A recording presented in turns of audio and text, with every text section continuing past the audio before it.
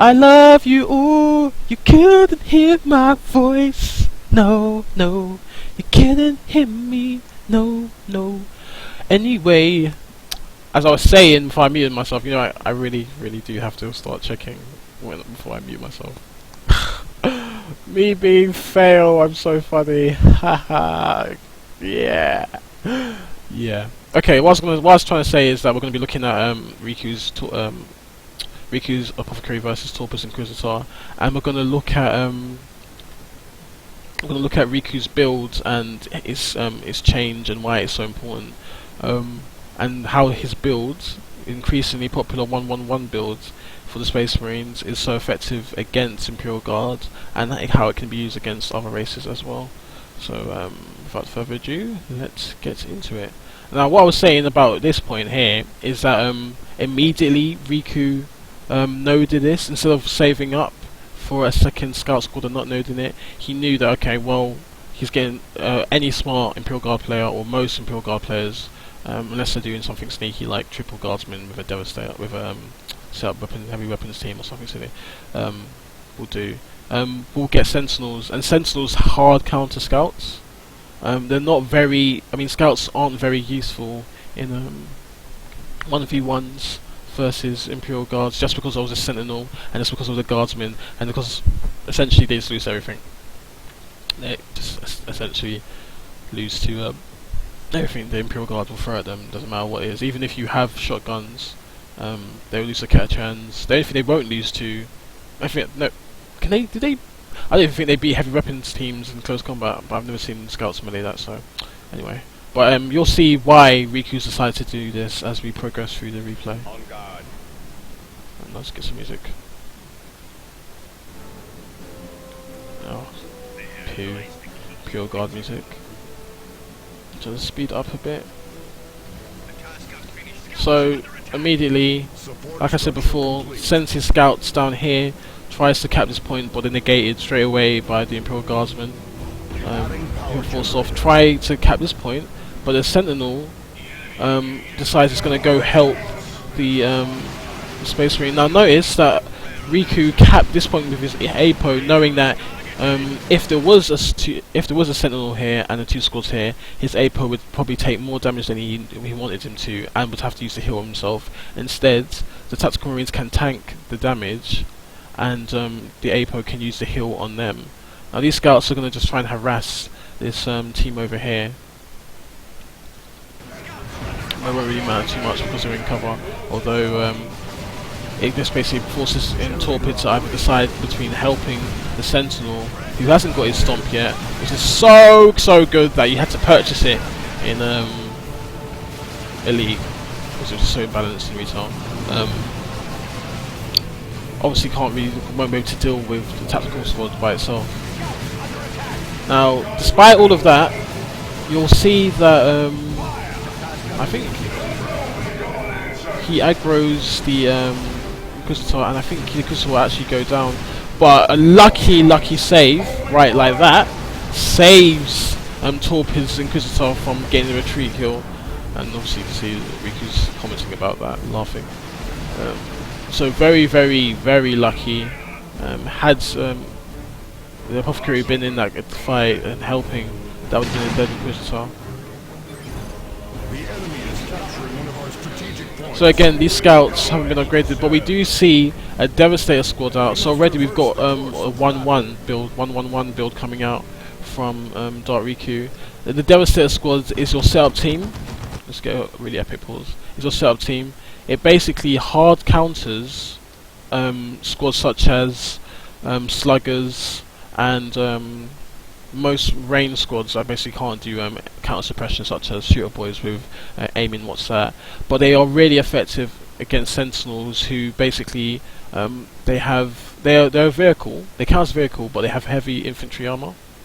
I think heavy infantry, which means they will take damage from small arms weapon fire, and the closer you come towards a setup team, the more damage the setup team will do. So if the Sentinel was here, then it would be in a lot of trouble. Would need to basically get out of there straight away, especially from cracking bolts from the Tactical Marine squad. But at this distance, I mean, it's not too bad. He can still decap this point and just escape. And that's what's good about Sentinels. They can only decap, they can't actually cap. which basically stops them from being broken. They are pretty broken anyway, but see the cracking bolts in the red bullets showing that special ability has been activated. Now I'm about to see Torpor do something really smart in a minute, and actually reveal something that I actually hadn't seen until he showed me this when I was watching this replay. Decides not to decap and risk taking any more damage, and he needs to, but uses this area just to escape rather than to have to retreat through the Devastators who set up here. Now this team is going to have to probably either retreat or attempt to walk out. Torpor, being brave, decides to keep them in combat, knowing they were pretty close to coming out of suppression there, and that he would just have them support the Sentinel. Tactical Marine squad's going to have to try and get aggressive. Devastator squad tries to come in, and we see Catachans coming out. We're going to be a huge issue for the squad. Sentinel being very quick and sneaky, knocking back the Devastator squad before they can properly set up. And while all of this is happening, scouts are just decapping the map, backcapping. Now we see Assault Marines coming out over here for the for Riku's army. But despite that, Riku's basically lost this engagement. He's been forced off. He's taken a. He hasn't taken a loss on these Space Marines, but he was forced off the map. However, what he has done is force the oh my gosh, my brain is so dead today. He's forced these squads basically to pause and try and support the Sentinel without capping the map out, while these scouts go and be annoying. Riku being brave again. I probably would have retreated my Devastator squads, or probably lost the model immediately to the Inquisitor.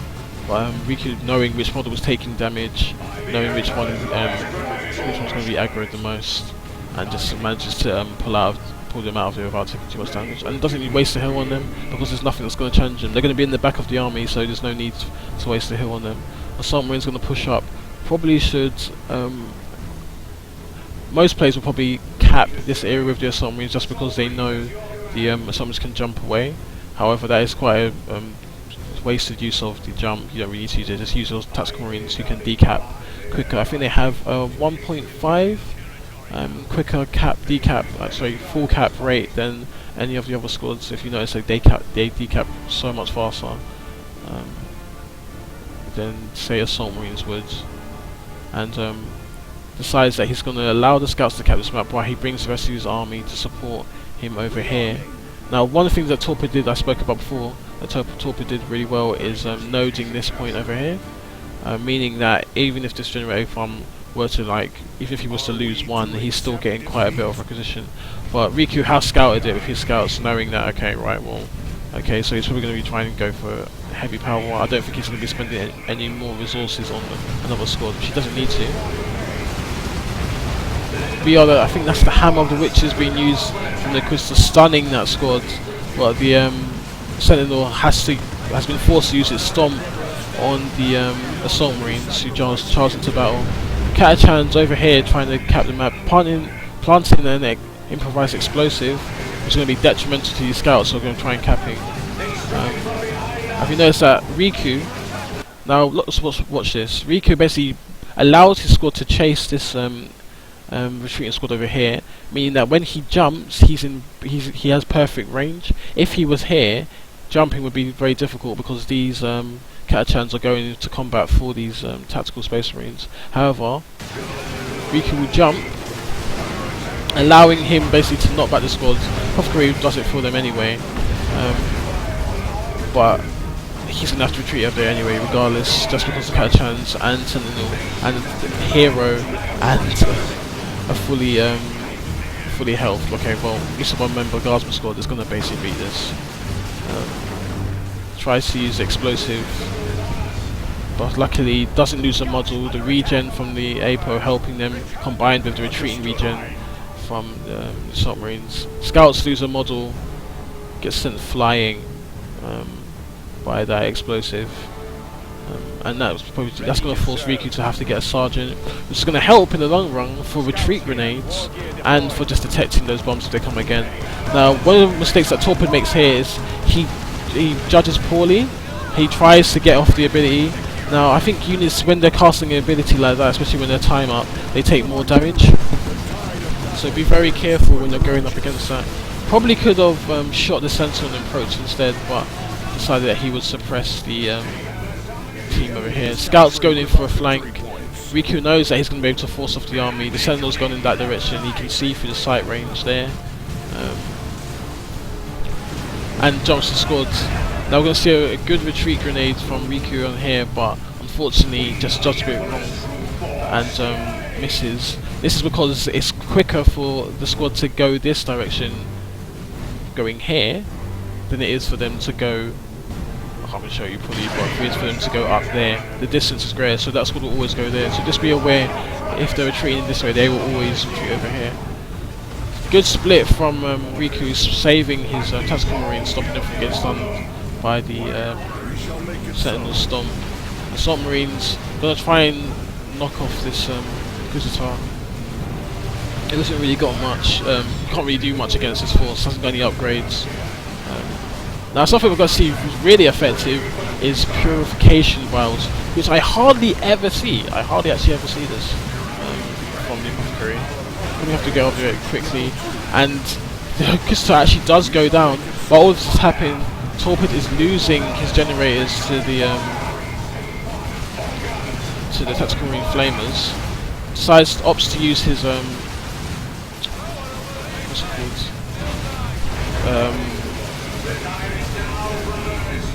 I'll break this method from here. Assault Marines upgraded with the metal bomb, stopping that Sentinel basically. Instead of throwing it on this Chimera, which he probably knew he probably wouldn't be able to get rid of straight away, throws on the Sentinel who was extremely low, and goes down just to combine fire with the rocket launcher.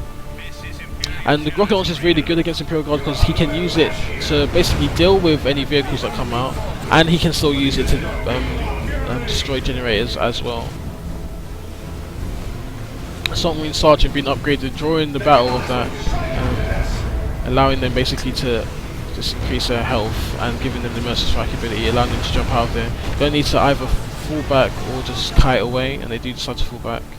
And look at Riku's resources at this point: 700 requisition to Torpid's 85. Torpid's spending his resources on getting power back and reinforcing his guardsmen, as well as purchasing back his Inquisitor who went down earlier. Devastator team sets up, gets knocked back by the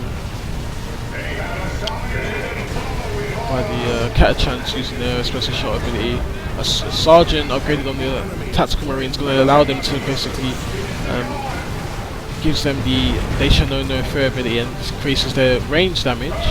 The bolt pistol doing more damage than a bolter of the tactical marine, and if he needs to upgrade him with the Stone Guard ability. Now the Priority Vice doing huge amounts of damage to his guardsmen and the Catachans, who unfortunately aren't able to retreat out of that quick enough, doing huge amounts of damage on retreat by the grenades and the combined fire by the Assault Marines and the Tactical Marines.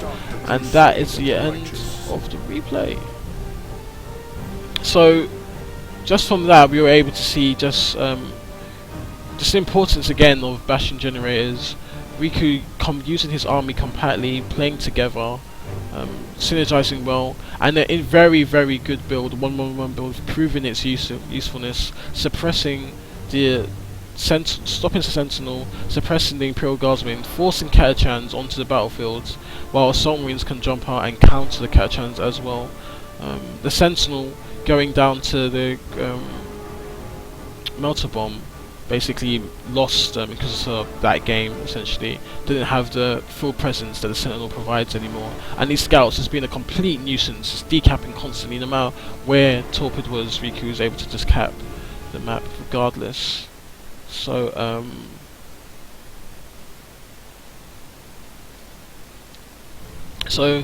I mean, there's not much Torpid could have done in that situation when he had lost his generators. He had already spent the resources on getting the Chimera out and upgrading his squads with plasma guns. However, his sentinel went down, the Chimera was basically left alone, and there was no Ogrins or stormtroopers to help. There was nothing he could really do about. I mean, one of the things he could have done is upgrade his hero with some kind of war gear, something to improve her survivability and improve her presence on the field. An extra capping unit also would have helped him, but that's why it's so effective. A very powerful unit composition for a main force. Tactical Marines to deal with guardsmen and sentinels. Devastator to deal with guardsmen, sentinels, and Catachans. Assault Marine to deal with Catachans and the guardsmen. While the APO heals all of them. Scouts, and the scouts only upgraded with the sergeant just because of the Catachans bombs. Are able just to decap the map and constantly move around the map. And that's one of the things that separates higher level players from lower level players. Just knowing where to cap, knowing what forces to get, and knowing basically what upgrades to get as well, and keeping your units moving constantly, decapping the right areas, and okay, you get the point. So enough bum licking of Riku. That's that, and that's that. So that calls the end of this episode of Elite Focus. I'm extremely tired. You can probably see my eyes are red. I've had a long day. Spent the last 2 hours calling parents of children so they can come to a big event at my church, which is going to be in the O2 in the Indigo Arena of the UK. So hopefully you guys enjoyed that. Hopefully you guys got some kind of helpful information just from watching Riku play and watching. What about? Oh, I'm tired, and just from watching my commentary and learning. Hopefully he's just learning. Hope you guys enjoyed. I also want to point out there that I did just make the new learn to play kind of thing. That's maybe like 15 minutes or 20 minutes trying to do that in Paint. I don't have Photoshop, which I really need to get. Paint is really bad. But yeah. But yeah, hopefully you guys enjoyed that. The next stream tomorrow, my girlfriend's actually coming over and she says she wants to stream with me, so we might actually end up doing Amnesia for Keltos and Crazy, since you guys really can't wait till Friday to see me watch me poo my pants. So check out the stream tomorrow. I'll announce that. And yeah, just keep a lookout on my YouTube channel, which I'm going to link in the chat again, for any of the videos I'm going to be trying to release in. I'm going to be doing overview, a race overview, the first one, which is going to be Space Marines. Oh my gosh, Paige, you're alive. Hey dude, how are you? Everyone say hello to Magnus J. Oh, my eyes are red. And explosions. And hopefully that was right. So I'll catch you guys tomorrow at 9 o'clock. Or I'm going to have to go watch my sisters do their sports day. Watch my little sister run 100 meters and race everyone and beat everyone because she's pro. Yeah, I'll be doing Amnesia tomorrow. I'll announce it if anything changes. Otherwise, it will go back on Fridays, as usual. But also, Thursday, I'm going to make a new episode called Don Dapper Thursdays or something. It basically means like cool Thursdays, and we're going to be looking at the Codex edition. Now, I played that a couple of times. It messed up my Elite language area little thing, so I had like code and like text that was just like this, something like that, something stupid like that. It's hexadecimal, but it's actually really good. It made me laugh quite a bit, so keep a lookout for that. And I'll be uploading this video in 3 parts onto YouTube. I spent an hour trying to upload episode 2 of Newbie Mondays yesterday, and it decided that it just wouldn't work. So this is of today's episode. Jawan has episode 3 of Newbie Mondays, so make sure you go check that up on his channel as well. So thank you guys for tuning in. Paige, you're late, so you missed it, but yeah, God bless everyone. Thank you for watching, and thank you for the support. I'm here for you guys, so yeah, hope you enjoyed it. I hope the music wasn't too terrible this time, and I will see you tomorrow for Amnesia.